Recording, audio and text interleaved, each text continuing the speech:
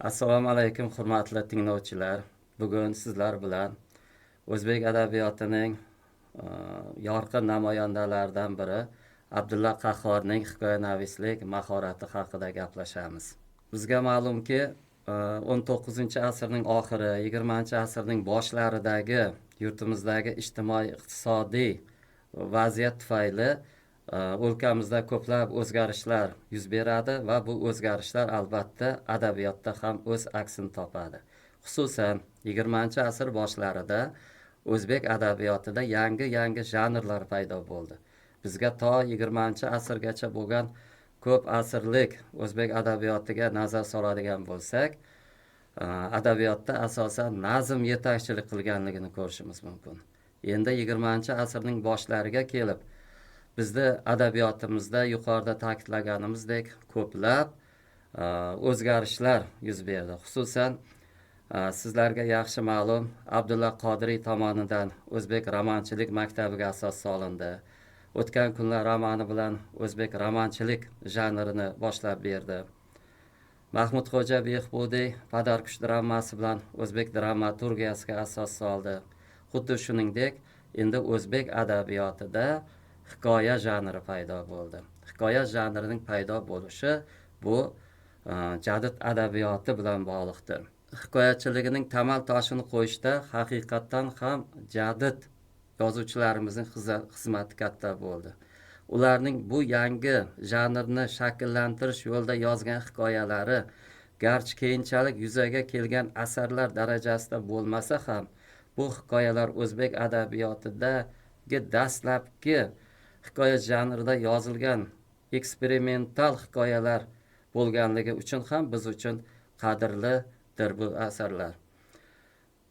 Bu asarlar Mahmudxo'ja Behbudiyning Oq yelpig'ishli Chinli xotin, Fitratning qiyomat, Cho'lponning qurboni jaholat, Doktor Muhammadiyor, Abdulla Qodiriyning Juvonboz, Uloqda kabi hikoyalari shu turkumga mansubdir.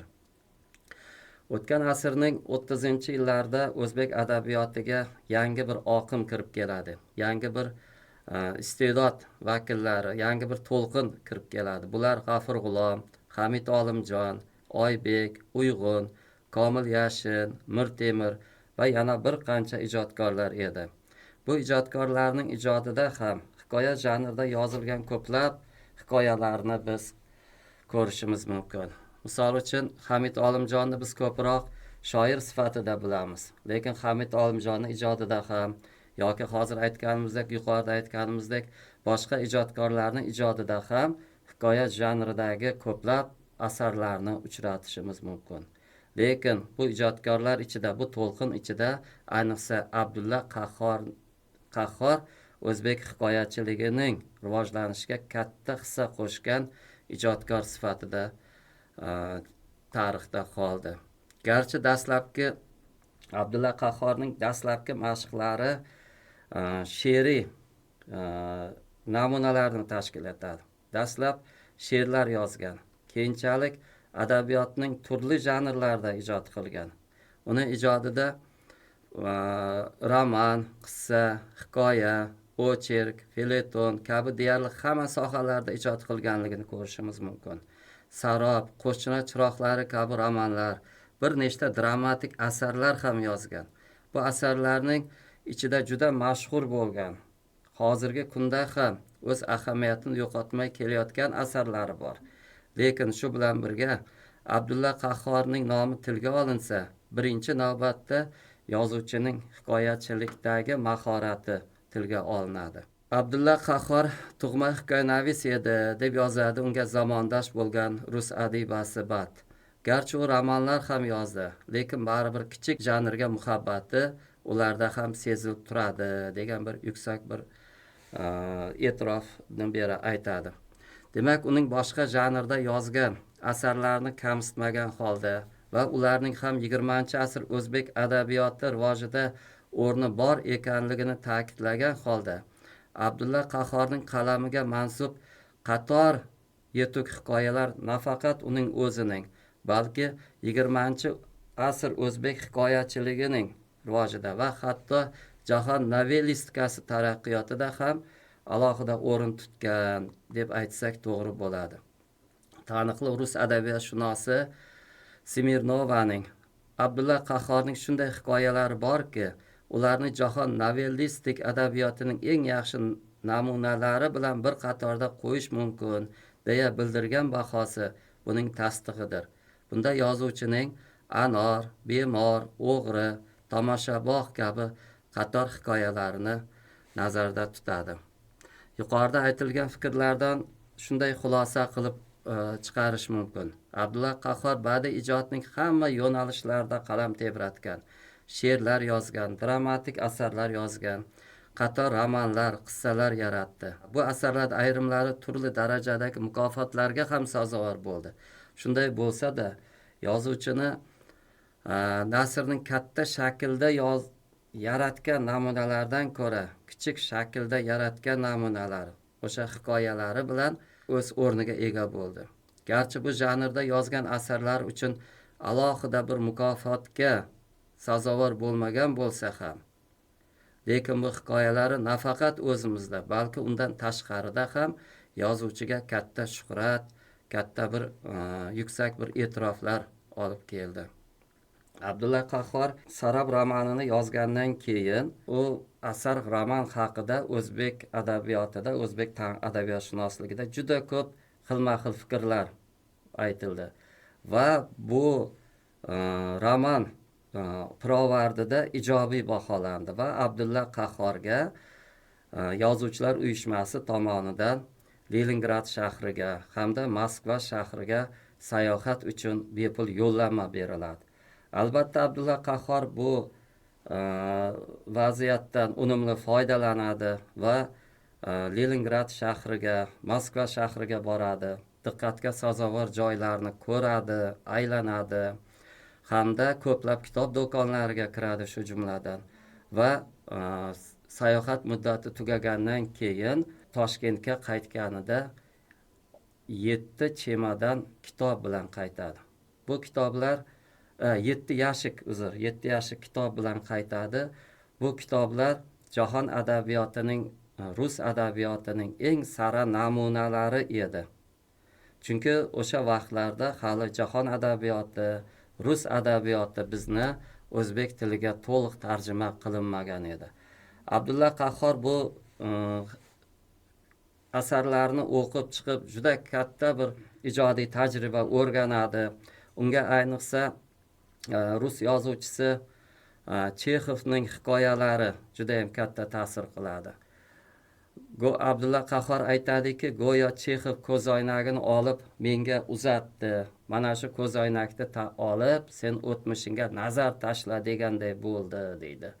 Va men shundan keyin o'tmishni yanada shu Chexov domlaning ko'zoynagi bilan yanada yaqinroq ko'ra boshladim deydi. Va mana shu rus adabiyotidan, jahon adabiyotidan ijodiy ta'sirlanish Abdulla Qahhorning keyingi hikoyalarida ham o'z ta'sirini o'tkazdi. Endi Abdulla Qahhorning hikoyalari mavzu jihatdan rang-barangdir. Shunga ko'ra ular ma'lum bir yo'nalishlarga ajratiladi. Ulardan bir qismini shubhasiz yozuvchining o'tmish mavzusidagi hikoyalari tashkil etadi. Bu ro'yxatda 30-yillarda yozgan Bemor, O'g'ri, Anor, Tomoshabog', keyinchalik 60-yillarda e'lon qilgan Dahshat hikoyalari kiradi. Abdulla Qahhor o'tmish mavzusidagi hikoyalari sobiq Sovet davrida ham juda keng o'rganiladi. Sobiq Sovet davrida ham umumta'lim maktablarida, oliy ta'limda juda keng o'rganiladi. Bunga sabab nima edi? Sho'rolar davrida birinchi galda badiiy asarning g'oyaviy mazmuniga e'tibor qaratilgan. O'sha payt davr mafkurasining talabi shunday edi. Agar milliy adabiyotdagi ijod namunalarida o'z xalqining o'tmishiga, tarixiga tanqidiy inkor qilish nuqtai nazari bilan qaraladigan bo'lsa, bunday asarlarga munosabat albatta yaxshi bo'lgan. Abdulla Qahhorning o'tmish mavzusida yozilgan hikoyalarida esa xuddi shunday holat ko'zga tashlanadi. Haqiqatdan ham Bemor, O'g'ri, Anor va boshqa shu yo'nalishdagi hikoyalarda mehnatkash xalq vakillarining o'tmishdagi og'ir fojiali hayoti tasvirlangan. Bunday talqin o'tmishga nisbatan yozuvchining bunday pozitsiyasi o'sha davr mafkurasi talabiga go'yo juda mos kelgandek ko'ringan.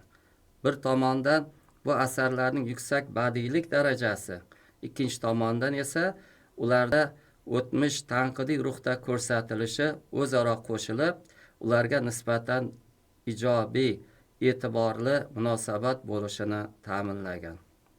Abdulla Qahhorning o'tmish mavzusidagi o'sha mashhur hikoyalari hozirgi kunda ham albatta o'z ahamiyatini yo'qotgani yo'q. Ularning aksariyati qismi hozirgi adabiyot muxlislari uchun ham katta qiziqish bilan mutolaa qilishmoqda.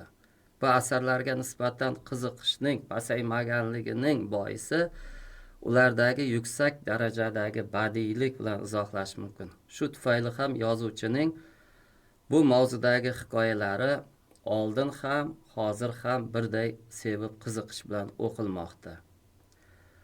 Abdulla Qahhorning bir guruh hikoyalari o'tmish mavzusiga bag'ishlangan bo'lsa, hikoyanavislik faoliyatining katta qismini uning zamonaviy mavzudagi hikoyalari tashkil etadi. Yozuvchining Mayz yemagan xotin, San'atkor, Asror bobo, Xotinlar, Ko'k konvert, Mahalla, Nurli cho'qqilar hikoyalarini shu turkumdagi hikoyalarga kiritish mumkin. Abdulla Qahhorning zamonaviy mavzudagi hikoyalari o'z davrining dolzarb muammolariga bag'ishlanganligi bilan ajralib turadi. Bu asardagi adib erishgan yuksak badiiy natijalar hozirgi kunda ham albatta o'z ahamiyatini yo'qotgan emas. Abdulla Qahhorning To'yda aza, Nurli cho'qqilar, Mahalla kabi hikoyalari garchi bundan yarim asr oldin yozilgan bo'lsa ham, xuddi hozirgi hayotimizni tasvirlagandek taassurot qoldiradi. Go'yo biz kunda kunora ko'rib, duch kelib turadigan odamlar, hayotiy voqealar haqida yozgandek taassurot qoldiradi. Masalan, To'yda aza hikoyasida tasvirlangan ma'naviy axloqiy muammoni bugungi kun uchun ham ahamiyati kamaygan va u hikoya o'z ta'sir kuchini yo'qotgan deb bo'ladimi? Hikoyaning so'ngida uning yozilgan sanasi 1956 deb qo'yilgan.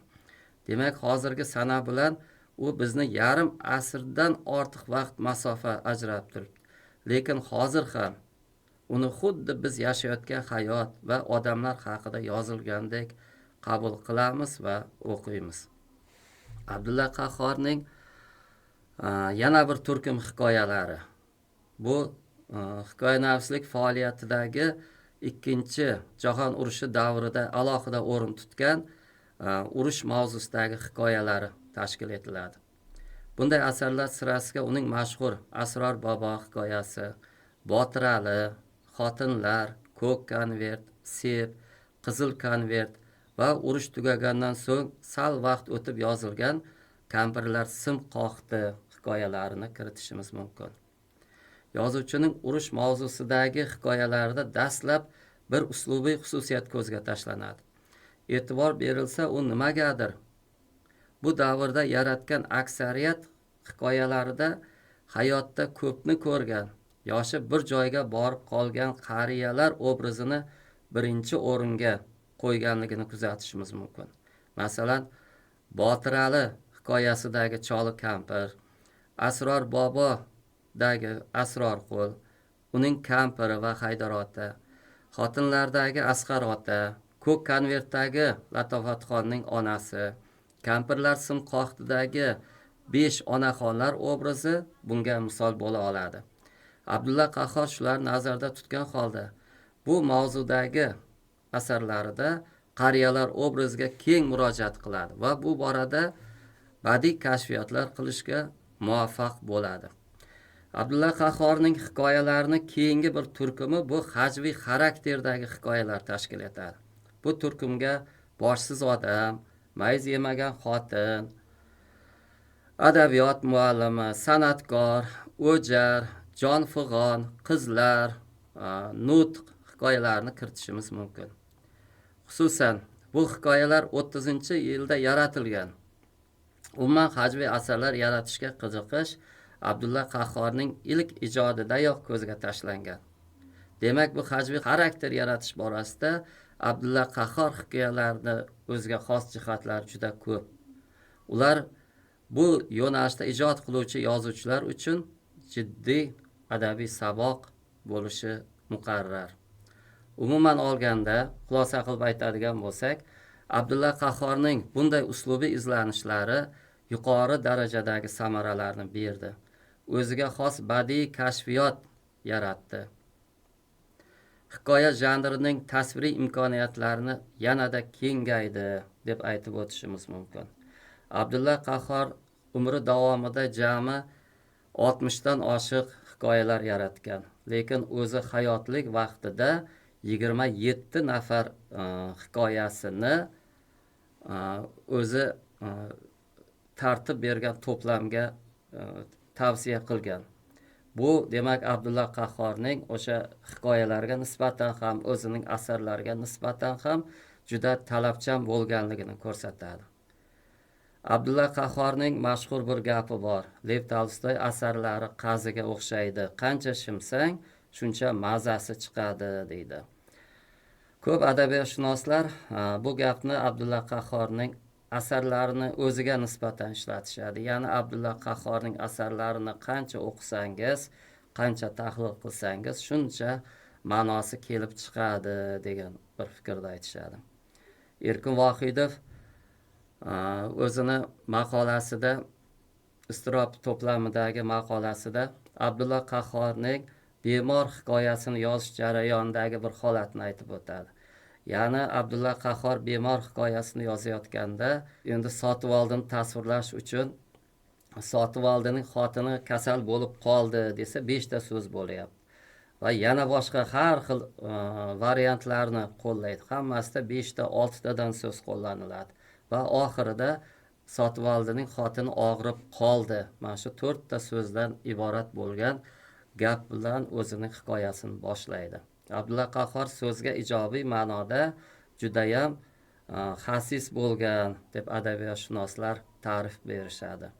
Haqiqatan ham Abdulla Qahhorning hikoyalari, asosiy hikoyalari 2-3 bet atrofida yoki 4 bet, bu yana bir varaq, 2 varaq atrofida. Shunday demak so'zni judayam ixchamlik bilan tasvirlaganligini ko'rishimiz mumkin. Xulosa qilib aytadigan bo'lsak, 20-asr o'zbek adabiyotida hikoya janri jadid adabiyoti negizida paydo bo'lgan bo'lsa, keyinchalik 30-yillarda, 40-yillarda rivojlanishi va hikoya janrining o'zbek adabiyotida muqim o'rin topishida, hikoya janrining rivojlanishida yozuvchimiz Abdulla Qahhorning xizmati juda ham katta bo'lgan. Albatta, bu yuqorida aytgan gaplarimiz Abdulla Qahhorning hikoyanislik mahorati haqida aytilgan bir chimdim gaplar. Bularni yuqorida aytgan gaplarimiz har biri alohida o'rganiladigan katta mavzular hisoblanadi.